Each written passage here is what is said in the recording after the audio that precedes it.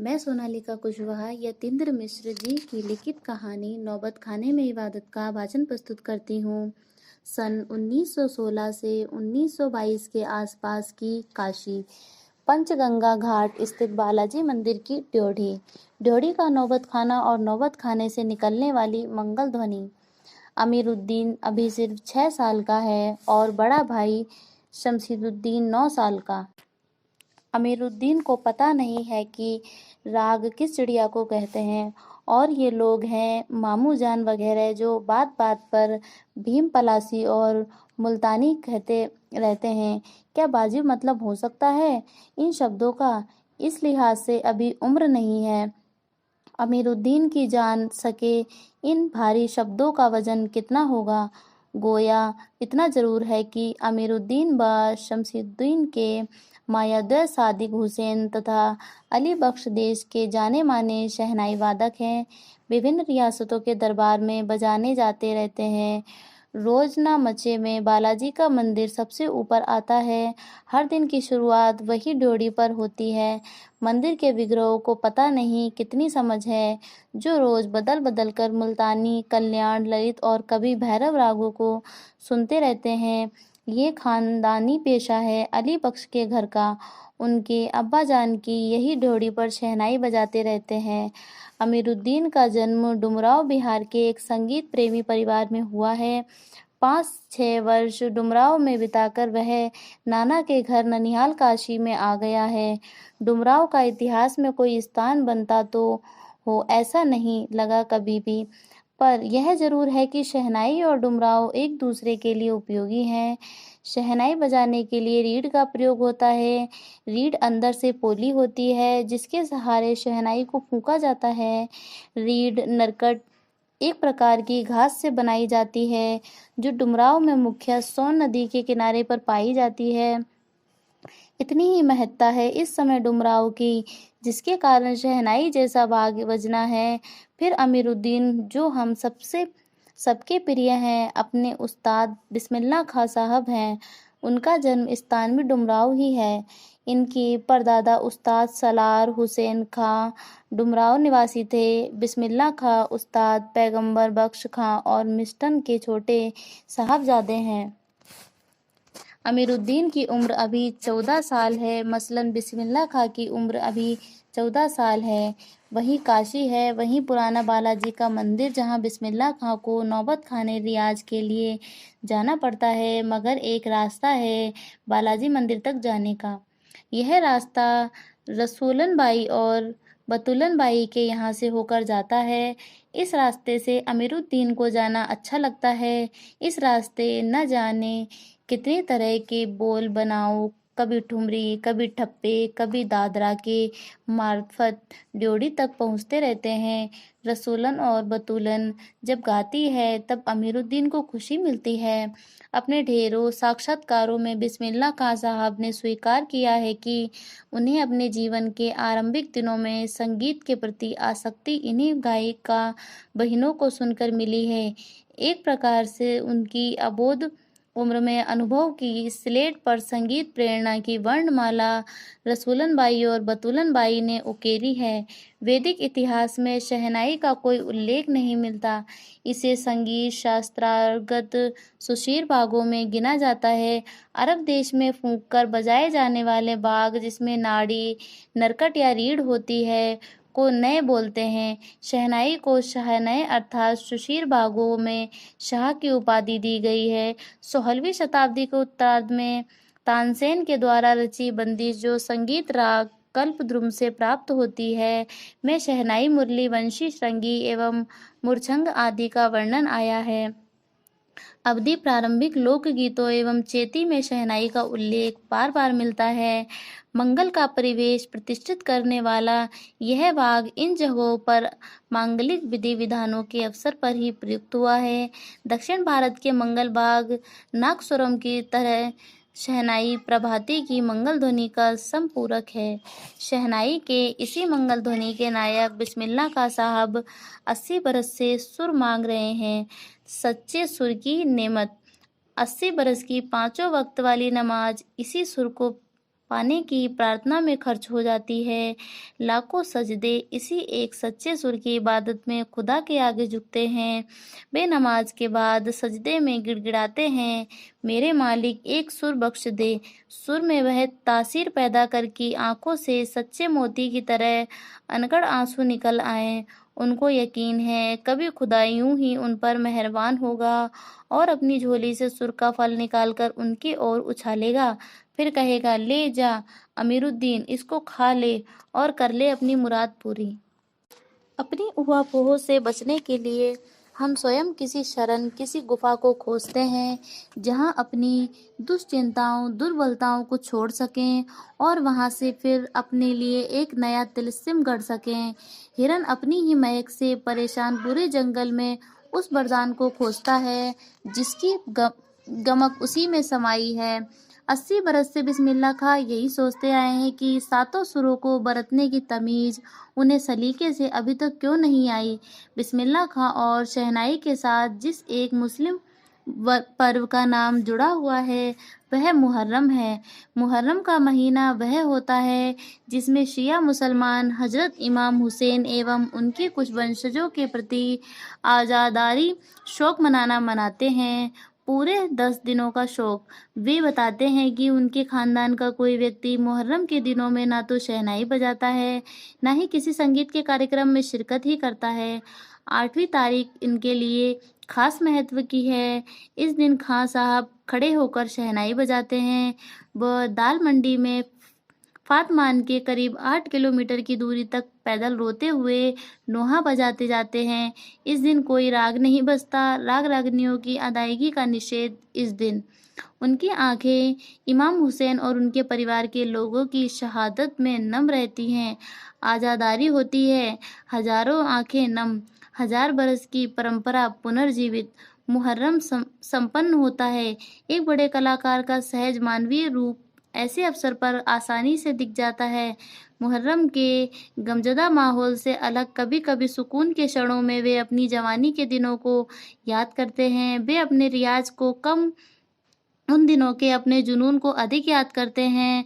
अपने अब्बा जान और उस्ताद को कम, पक्का महाल की कुलसुम हलवाइन की कचौड़ी वाली दुकान व गीता वाली और सुलोचना को ज़्यादा याद करते हैं।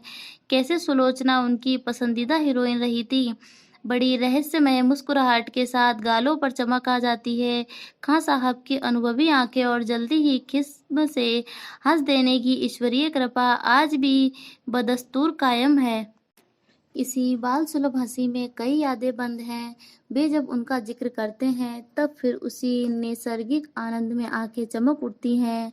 अमीरुद्दीन तब सिर्फ 4 साल का रहा होगा। छुपकर नाना को शहनाई बजाते हुए सुनता था। रियाज के बाद जब अपनी जगह से उठकर चले जाएं, तब जाकर ढेरों छोटी बड़ी शायरियों की भीड़ से अपने नाना वाली शहनाई ढूंढता और एक एक शहनाई को फेंक कर खारिज करता जाता। सोचता, लगता है मीठी वाली शहनाई दादा कहीं और रखते हैं।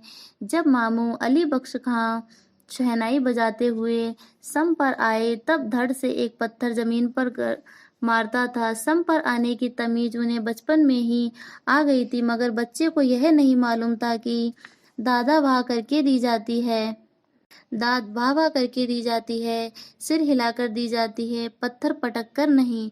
और बचपन के समय फिल्मों के बुखार के बारे में तो पूछना ही क्या। उस समय 3rd क्लास के लिए 6 पैसे का टिकट मिलता था।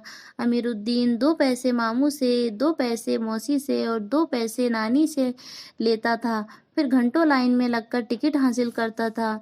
इधर सुलोचना की नई फिल्म सिनेमा हॉल में आई और उधर अमीरुद्दीन अपनी कमाई लेकर चला फिल्म देखने, जो बालाजी मंदिर पर रोज शहनाई बजाने से उसे मिलती थी। एक अठन्नी मेहनताना उस पर यह शौक जबरदस्त कि सुलोचना की कोई नई फिल्म न छूटे और कुलसुम को देसी घी वाली दुकान, वहाँ की संगीतमय कचौड़ी इस तरह, क्योंकि कुलसुम जब कलकलाते घी की कचौड़ी डालती उस समय छन्न से उठने वाली आवाज में उन्हें सारे आरो अवरोह दिख जाते। राम जाने कितनों ने ऐसी कचौड़ी खाई होगी, मगर इतना तय है कि अपने खां साहब रियाजी और स्वादी दोनों रहे हैं और इस बात में कोई शक नहीं कि दादा की मीठी शहनाई उनके हाथ लग चुकी है। काशी में संगीत आयोजन की एक प्राचीन एवं अद्भुत परंपरा है। यह आयोजन पिछले कई वर्षों से संकट मोचन मंदिर में होता आया है। यह मंदिर शहर के दक्षिण में लंका पर स्थित है। वह हनुमान जयंती के अवसर पर यहाँ 5 दिनों तक शास्त्रीय एवं उपशास्त्रीय गायन वादन की उत्कृष्ट सभा होती है। इसमें बिस्मिल्लाह का अवश्य रखते हैं। अपने मजहब के प्रति अत्यधिक समर्पित उस्ताद बिस्मिल्लाह खां की श्रद्धा काशी विश्वनाथ जी के प्रति भी अपार है। वे जब भी काशी से बाहर रहते हैं तब विश्वनाथ व बालाजी मंदिर की दिशा की ओर मुंह करके बैठते हैं। थोड़ी देर ही सही मगर उसी ओर शहनाई का प्याला घुमा दिया जाता है और भीतर की आस्था रीढ़ के माध्यम से बजती है। खां साहब की एक रीढ़ 15 से 20 मिनट के अंदर गीली हो जाती है, तब वे दूसरी रीढ़ का इस्तेमाल कर लिया करते हैं। अक्सर कहते हैं, क्या करें मियाँ, ये काशी छोड़कर कहाँ जाएं? गंगा मैया यहाँ, बाबा विश्वनाथ यहाँ, बालाजी का मंदिर यहाँ। यहाँ हमारे खानदान की कई पुश्तों के शहनाई बजाए हैं। हमारे नाना तो वहीं बालाजी मंदिर में बड़े प्रतिष्ठित शहनाईबाज रह चुके हैं। अब हम क्या करें? मरते दम तक न शहनाई छूटेगी न काशी। जिस जमीन में हमें तालीम दी, जहाँ से अदब पाई, वो कहाँ और मिलेगी? शहनाई और काशी से बढ़कर कोई जन्नत नहीं इस धरती पर हमारे लिए। काशी संस्कृति की पाठशाला है। शास्त्रों में आनंद कानन के नाम से प्रतिष्ठित काशी में कलाधर हनुमान व नित्य विश्वनाथ हैं। काशी में बिस्मिल्लाह खां है। काशी में हजारों सालों का इतिहास है, जिसमें पंडित कंठे महाराज हैं, विद्याधरी हैं, बड़े रामदास जी हैं, मौजूद्दीन खां हैं। वह इन रसिकों से उपकृत होने वाला अपार जनसमूह है। यह एक अलग काशी है, जिसकी अलग तहजीब है, अपनी बोली और अपने विशिष्ट लोग हैं। इनके अपने उत्सव हैं, अपना गम, अपना सहरा बनना और अपना नोहा। आप यहाँ संगीत को भक्ति से, भक्ति को किसी भी धर्म के कलाकार से, कजरी को चेती से, विश्वनाथ को विशालाक्षी से, बिस्मिल्लाह खां को गंगाद्वार से अलग करके नहीं देख सकते। अक्सर समारोह एवं उत्सवों में दुनिया कहती है, ये बिस्मिल्लाह खां है। बिस्मिल्लाह खां का मतलब बिस्मिल्लाह खां की शहनाई। शहनाई का तात्पर्य बिस्मिल्लाह खां का हाथ। हाथ से आशय इतना भर कि बिस्मिल्लाह खां की फूंक और शहनाई की जादुई आवाज का असर हमारे लिए चढ़कर बोलने लगता है। शहनाई में सरगम भरा है। खां साहब को ताल मालूम है, राग मालूम है। ऐसा नहीं कि बेताले जाएंगे। शहनाई में 7 सुर लेकर निकल पड़े हैं। शहनाई में परवरदिगार, गंगा मैया, उस्ताद की नसीहत लेकर उतर पड़े हैं। दुनिया कहती सुभान अल्लाह, तिस पर बिस्मिल्लाह खां कहते अल्हम्दुलिल्लाह।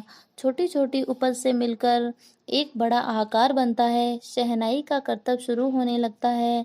बिस्मिल्लाह खां का संसार सुरीला होना शुरू हुआ। फूंक में अजान की तासीर उतरती चली आई। देखते देखते शहनाई 1.5 शतक के साज से 2 शतक का साज बन साजों की कतार में सरताज हो गई। अमीरुद्दीन की शहनाई गूंज उठी। उस फकीर की दुआ लगी जिसमें अमीरुद्दीन से कहा था, बजा बजा। किसी दिन एक शिष्य ने डरते डरते खां साहब को टोका, बाबा आप यह क्या करते हैं? इतनी प्रतिष्ठा है आपकी, अब तो आपको भारत रत्न भी मिल चुका है। यह फटी तहमद न पहना करें, अच्छा नहीं लगता। जब भी कोई आता है आप इसी फटी तहमद में सबसे मिलते हैं। खां साहब मुस्कुराए, लाड से भरकर बोले, दत्त पगली, ई भारत रत्न हमको शहनाई पे मिलता है, लुंगिया पे नहीं। तुम लोगों की तरह बनाव सिंगार देखते रहते तो उम्र भर ही बीत जाती। हो चुकती शहनाई, तब क्या खाक रियाज हो पाता। ठीक है बिटिया, आगे से नहीं पहनेंगे, मगर इतना बताए देते हैं कि मालिक से यही दुआ है, फटा सुर ना बख्शे। लुंगिया का क्या है, आज फटी है तो कल सिल जाएगी। सन 2000 की बात है। पक्का महाल विश्वनाथ से लगा हुआ अधिकतर इलाका से मलाई बर्फ बेचने वाले जा चुके हैं। खां साहब को इसकी कमी खलती है। अब देसी घी में वह बात कहाँ, और कहाँ वह कचौड़ी जलेबी। खां साहब को बड़ी शिद्दत से कमी खिलती है। अब संगतियों के लिए गायकों के मन में कोई आदर नहीं रहा। खां साहब अफसोस जताते हैं। अब घंटों रियाज को कौन पूछता है। हैरान है बिस्मिल्लाह खां, कहाँ वह कजली चेती और अदब का जमाना। सचमुच हैरान करती है काशी, पक्का महाल से जैसे मलाई बरफ गया। संगीत साहित्य और अदब की बहुत सारी परंपराएं लुप्त हो गईं। एक सच्चे सुसाधक और सामाजिक की भांति और बिस्मिल्लाह खां एक दूसरे के पूरक रहे हैं, उसी तरह मुहर्रम ताजिया और होली अबीर गुलाल की गंगा जमली संस्कृति भी एक दूसरे के पूरक रहे हैं। अभी जल्दी ही बहुत कुछ इतिहास बन चुका है, अभी आगे बहुत कुछ इतिहास बन जाएगा। फिर भी कुछ बचा है जो सिर्फ काशी में है। काशी आज भी संगीत के स्वर पर जगती है और उसी की थापों पर सोती है। काशी में मरण भी मंगल माना जाता है। काशी आनंद कानन है। सबसे बड़ी बात है कि काशी के पास उस्ताद बिस्मिल्लाह खां जैसा लय और सुर की तमीज सिखाने वाला नायाब हीरा रहा है, जो हमेशा से दो कौमों को एक होने व आपस में भाईचारे के साथ रहने की प्रेरणा देता है। भारत रत्न से लेकर इस देश के ढेरों विश्वविद्यालयों की मानद उपाधियों से अलंकृत व संगीत नाटक अकादमी पुरस्कार एवं पद्म विभूषण जैसे सम्मानों से नहीं, बल्कि अपनी अजेय संगीत यात्रा के लिए बिस्मिल्लाह खां साहब भविष्य में हमेशा संगीत के नायक बने रहेंगे। 90 वर्ष की भरी पूरी आयु में 21 अगस्त 2006 को संगीत रसिकों की हार्दिक सभा से विदा हुए खां साहब की सबसे बड़ी देन हमें यही है कि पूरे 80 बरस उन्होंने संगीत को संपूर्णतः व एकाधिकार से सीखने की जिजीविषा को अपने भीतर जिंदा रखा।